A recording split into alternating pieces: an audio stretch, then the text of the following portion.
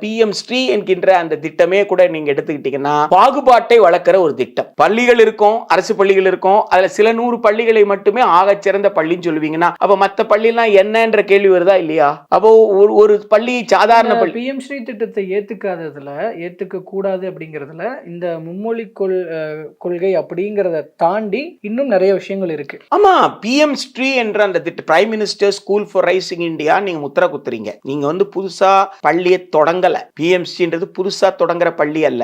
ஏற்கனவே சிறந்த செயல்பாட்டில் இருக்கிற சிறந்த கட்டமைப்பு கொண்ட மாநில அரசு பள்ளியை நீங்க கண்டறிந்து அதற்கு பிஎம் ஸ்ரீன் பேரு வையும் நான் துடு தரேன்றீங்க. பிஎம் ஸ்ரீன் பேரு வைத்தா என்னெல்லாம் செய்யணும்னா நீங்க அந்த குழந்தைக்கு வேலை திறன் கற்றுக் கொடுக்கணும். வேலை திறன், உங்க குழந்தைக்கு ஒரு வேலை திறன் கற்றுக் கொடுக்கலாம், ஒத்துப்பீங்களா?